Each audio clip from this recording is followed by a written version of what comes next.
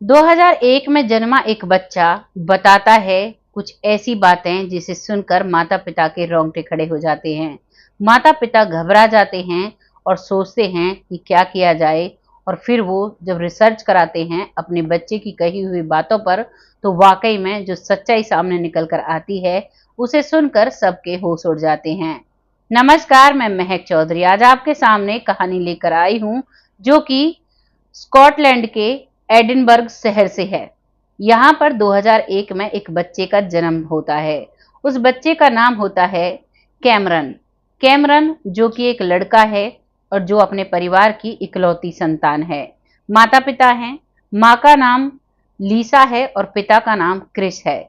3 लोगों का एक छोटा सा परिवार है और परिवार में सब बहुत खुश हैं एक बेटे को पाकर। 2001 में इसका जन्म हुआ था।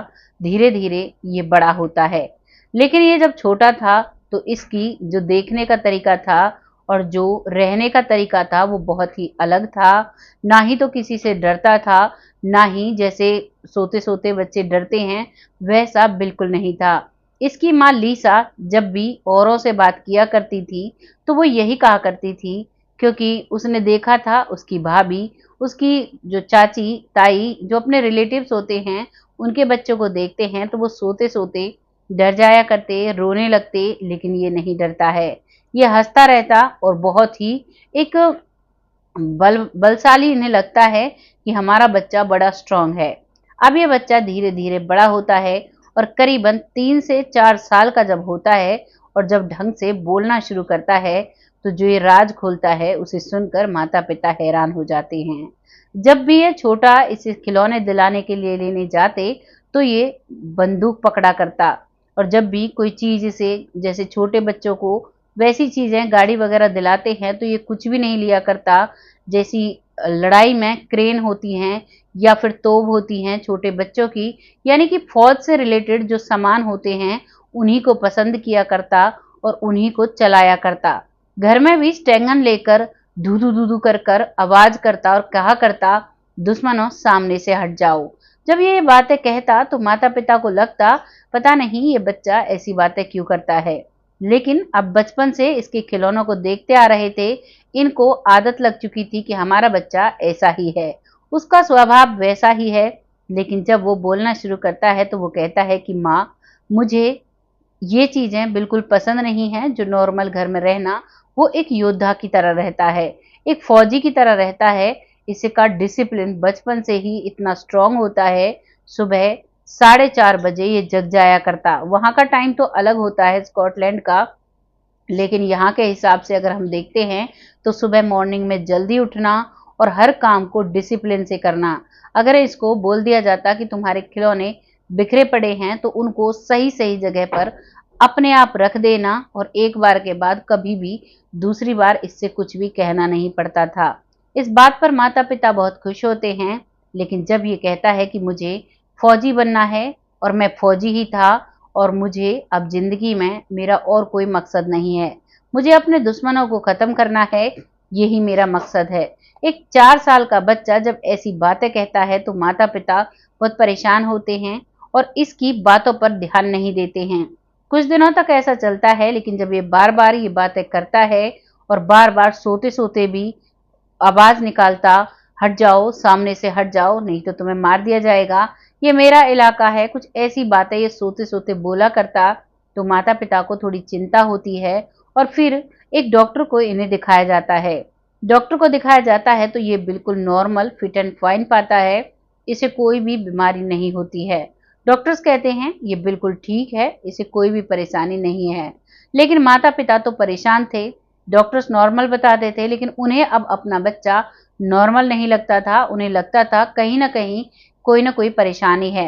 और एक दिन माता पिता यानी कि क्रिश और लीसा दोनों बैठते हैं और इसे पूछते हैं कि बेटा क्या हुआ, तुम ऐसे क्यों रहते हो। तो ये बताता है कि माँ, क्या आपको पता नहीं, मेरा जो नाम है वो ल्यूक था पिछले जन्म का। अब तो ये मैं दूसरी बार इस धरती पर आया हूँ, बहुत समय के बाद आया हूँ। और मैं 1950 में फौजी था और मैं फौज में बहुत अच्छा एक ऑफिसर माना जाता था, सब लोग मुझे सल्यूट किया करते थे। माता पिता इस बात को सुनकर इसकी बात पर थोड़ा थोड़ा विश्वास करते हैं, क्योंकि 4 साल हो चुके थे अपने बच्चे की हैबिट्स को देखते हुए, और उन्हें महसूस भी होता था, उन्हें ऐसे नहीं लगता था कि उनके घर में एक बच्चा रहता है। उन्हें ऐसा लगता था कि कितना डिसिप्लिन बच्चा है, कितना अच्छे स्वभाव का है और हर चीज को बड़ी ही गौर से करता है।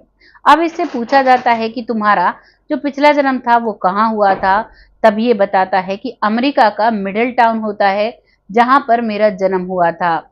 यूएसए का नाम लेता है और माता पिता सोचते हैं कि चलो देखते हैं, इसका पता निकाला जाए, और वो माता पिता अब सीधा पहुंच जाते हैं अमेरिका के मिडिल टाउन में। वहां पर जब ल्यूक नाम बताते हैं और पूछते हैं कि ये 1950 की बात है, तो वहां पर कोई भी नहीं जानता है। अब ये फौज की बात करता है, तो फौज में हर फौजी का रिकॉर्ड होता है और वहां पर 1950 का रिकॉर्ड खंगाला जाता है। तो वाकई में वहां पता चलता है कि ल्यूक नाम का एक फौजी वहां पर था और वो अपने काम के लिए बहुत जाना जाता था। अपने जो भी उसे काम गवर्नमेंट सरकार की तरफ से दिया जाता, उसे बड़े ही सतर्कता से और बड़ी ही ईमानदारी से और बड़ी ही दृढ़ता से ये किया करता। अब वहां पर जब इसके इतिहास में पन्ने मिलते हैं, तो अब माता पिता की बात पूरी हो जाती है और अब वो अपने बच्चे पर वाकई में विश्वास करने लगते हैं। वो इस बात का पता, जब ये रिसर्च यहाँ पर कर रहे थे, तो इस बात का पता वहां की जो मीडिया होती है उसको भी चलता है और अब चारों तरफ इसके चर्चे चलने लगते हैं। ये 2005 आ जाता है और उस समय सभी को पता चल जाता है कि जो ल्यूक नाम का एक फौजी था, उसने कैमरन के नाम से जन्म लिया है और अब वो अभी भी उस सब को याद करता है। जब मीडिया में ये बात फैलती है, तो जो वहां के रिसर्चर होते हैं, जो पुनर्जन्म पर रिसर्च करते हैं, और वो इस मामले को अपने हाथ में लेते हैं। वो इसकी कही हुई हर बात को बहुत बारीकी से जानते हैं और बहुत बारीकी से पता करते हैं, तो वाकई में इस बच्चे की कही हुई सारी बातें सच पाती हैं। और इसकी बात को अब उस किताब में दर्ज कर दिया जाता है, इसके जन्म को, जिस बुक में सभी पुनर्जन्म के जो रिकॉर्ड थे उसमें इसको भी दर्ज कर दिया जाता है। धीरे धीरे ये बच्चा बड़ा होता है, धीरे धीरे 8 से 10 साल का होता है और अब ये अपनी फौज के लिए माता पिता से कहने लगता है कि मुझे तो फौज में ही जाना है, जो मेरा काम अधूरा रह गया था उसे मुझे पूरा करना है।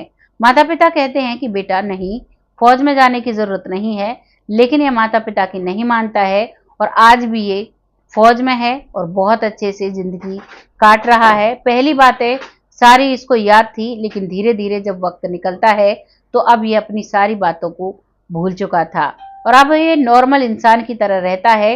लेकिन ये तो भूल गया, लेकिन इतिहास नहीं भूलता है और इसकी सारी बातें दर्ज हो जाती हैं। ये जो कहानी हमारे सामने निकल के आई, ये स्कॉटलैंड की है, जहां पर एक शहर है एडिनबर्ग, और वहां की ये सच्ची घटना है। आप चाहें तो वहां पर पता कर सकते हैं, चाहे तो आप उस किताब को देख सकते हैं जिसमें इसका रिकॉर्ड लिखा हुआ है।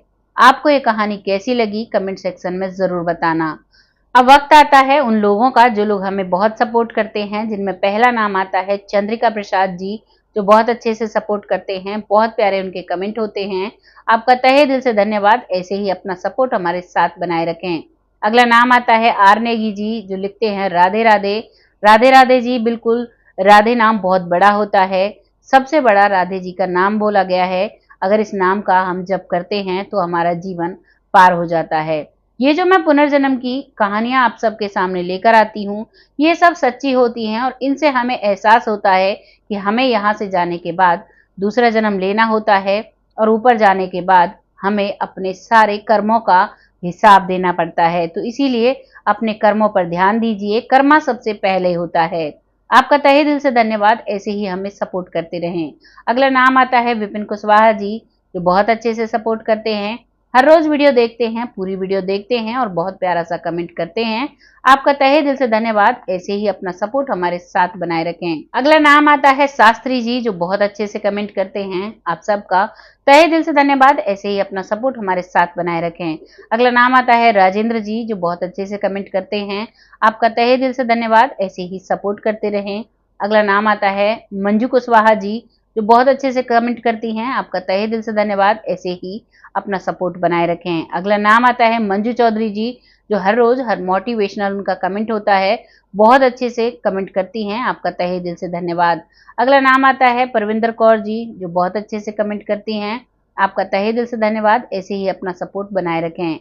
आज के लिए बस इतना ही, बहुत सारे नाम रह गए हैं, उनका अगली वीडियो में ले लिया जाएगा। अपना सपोर्ट हमारे साथ ऐसे ही बनाए रखें, ऐसे ही हमें सपोर्ट करते रहें, जिससे कि हम आगे बढ़ते रहें।